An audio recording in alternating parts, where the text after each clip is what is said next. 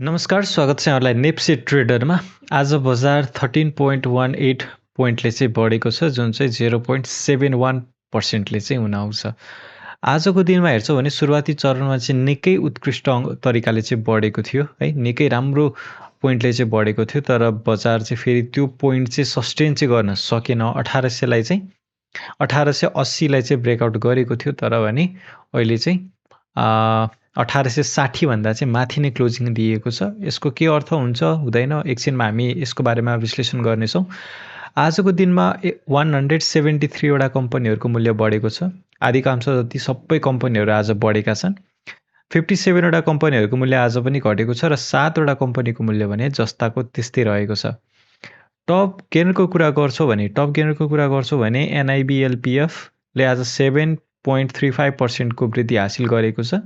त्यस्तै SGHC 6.91%ले बढेको छ। SEF 6.48%ले बढेको छ। MMF1 6.40%ले बढेको छ। MLBBL पनि 5.92%ले चाहिँ बढेको छ। टप लुजरको कुरा गर्छौँ भने ह्याथी 8.53ले घटेको छ। SMH 6.45ले घटेको छ।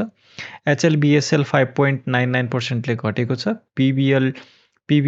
प्रभु ब्याङ्क डिभेन्चरको चाहिँ यो डिभेन्चर PBL D84 चाहिँ 5.87%ले घटेको छ है। यो डिभेन्चर चाहिँ निकै ठुलो अङ्कले चाहिँ घटेको छ। त्यसै गरी SAGF यो चाहिँ 5.42%ले चाहिँ झरेको छ। टर्नओभरको कुरा गर्छौँ भने चाहिँ हात्तीमा आज एकदमै राम्रो टर्नओभर देखिएको छ। त्यसै गरी SGIC, NICA, नविल र RNLI-मा चाहिँ टर्नओभर एकदमै राम्रो देखिएको छ। इन्भेस्टरहरू चाहिँ यी कम्पनीहरूमा इन्भेस्ट गर्नको लागि इन्ट्रेस्टेड छन् भन्ने कुरा चाहिँ बुझिन्छ। भोल्युमको आधारमा हेर्छौँ भने ह्याथी, NIMBPO, NIBLPF, प्रभु र PRSF-मा चाहिँ एकदमै राम्रो भोल्युम देखिएको छ। भोल्युम आधारमा चाहिँ यी कम्पनीहरू आकर्षण देखिन्छ। ट्रान्जेक्सन वाइज हेर्छौँ भने ह्याथी, CLI, RNLI, मन्दु, SNLI यी कम्पनीहरूमा चाहिँ किनबेच एकदमै ज्यादा भएको छ। हिजोभन्दा आज एकदमै कम है, हिजो झन्डै 1.25 अर्बको कारोबार भएको थियो भने आज 1 अर्बको मात्रै कारोबार भएको छ है। यसरी बढ्दै गर्दाखेरि कारोबार रकम कम आउनु भनेको चाहिँ के हो भन्दाखेरि दुईटा अर्थ लिन सकिन्छ। मान्छेहरूलाई कतिको पैसाको आवश्यकता छ छैन भन्ने कुरा। दसैँ नजिकै गर्दाखेरि झन् बढेको बेला बेच्न छोडेर आज चाहिँ लगानीकर्ताहरू पर्खाइको स्थितिमा रहेको छ। यसले फेरि के अर्थ लाग्छ भन्दाखेरि मान्छेहरू किन्न चाहिँ साँच्चीकै इन्ट्रेस्टेड छन्, तर एक दिनको बढेको भरमा चाहिँ उनीहरूले किन्न राजी चाहिँ छैनन् है। नत्र भने भोल्युम आज बढ्नुपर्ने थियो। यदि बेच्नकै लागि बढेको हो भने चाहिँ आज धेरै जस्तो लगानीकर्ताहरूले चाहिँ आज बेच्नुपर्ने थियो है। त्यस कारणले गर्दाखेरि पनि अब जति घट्नुसम्म घटिसक्यो जस्तो अर्थ लाग्छ।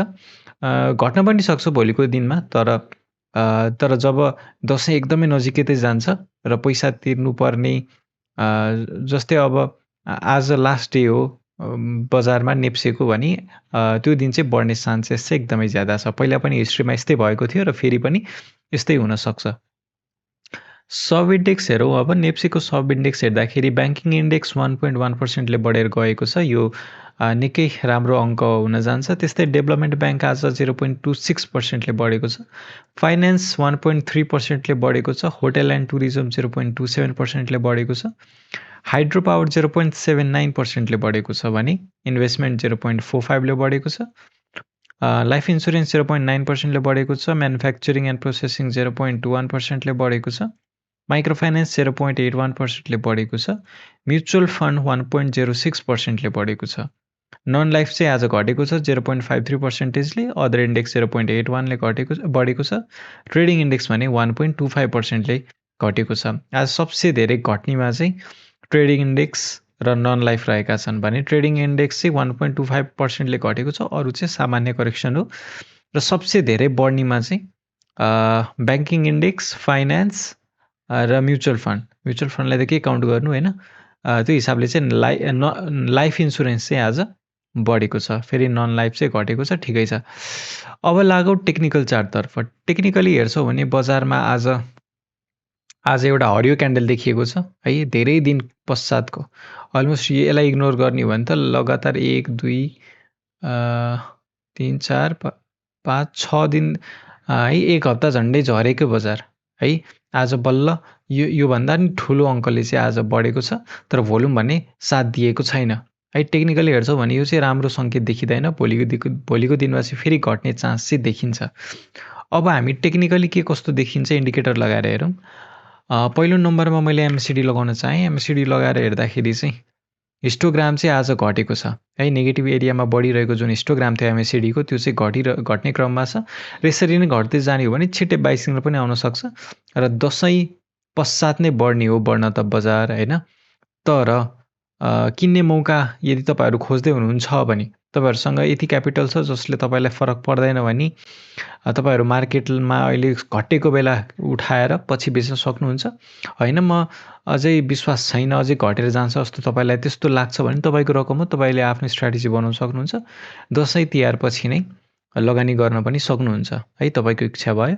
त्यस्तै अर्को इन्डिकेटर आरएसआई लगाएर हेर्छौँ भने मैले के भनेको थिएँ भन्दाखेरि यो पोइन्टमा जाँदै गर्दाखेरि बजार घट्यो भने निकै ठुलो अङ्कले घट्ने, तर उत्तिकै चान्सेस चाहिँ भन्नाले जति तल गयो त्यति घट्दाखेरि पनि घट्ने चान्स, अथवा जति घट्यो त्यति नै रिभर्स हुने चान्स पनि बढ्दै गइरहेको हुन्छ भनेको थिएँ। नभन्दै आज एउटा रिभर्स भएको छ। आरएसआई अहिले 32.45मा छ, हिजो चाहिँ 28.81मा थियो। यसले चाहिँ एउटा पोजिटिभ सङ्केत गरेको छ। आरएसआई अनुसार हामी बढिहाल्छ भन्न त खोजेको होइन, तर एटलिस्ट आरएसआई चाहिँ फर्केको छ र बजार पनि फर्केको छ है त। अर्को इन्डिकेटर बोलिङ्गर ब्यान्ड अनुसार हेर्छौँ भने चाहिँ बोलिङ्गर ब्यान्डको स्टिल आज पनि लोवर ब्यान्डलाई चाहिँ छोएको छ क्यान्डलले। अब हेर्नुपर्ने कुरा के हो भन्दाखेरि भोलिको दिनमा यदि लोवर ब्यान्डलाई छुँदै नछोइकन सस्टेन गर्छ भने चाहिँ बजारले यो करेक्सन सकायो भनेर बुझ्न सकिन्छ भने फेरि भोलिको दिन पनि यसलाई छुन्छ, बढे तापनि यदि छोएर बढ्छ भने पनि हामी पोजिटिभ हुन चाहिँ सक्दैनौँ है। किनभने बजारमा उताप चढाव उत्तिकै छ भन्ने कुरा बुझिन्छ र क्लोजिङ दिँदाखेरि ल बढे तापनि चान्सेस चाहिँ रहन्छ।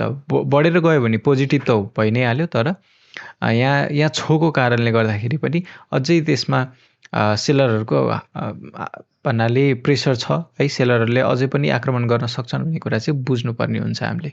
हस् त, आजलाई यति नै। भिडियो कस्तो लाग्यो मन परेमा लाइक गरिदिनु होला, केही सर सुझाव छ भने चाहिँ कमेन्टमा बताइदिनु होला र च्यानलमा नयाँ हुनुहुन्छ भने चाहिँ सब्सक्राइब गरेर साथ दिनु होला। हस् त, आजलाई यति नै। धन्यवाद।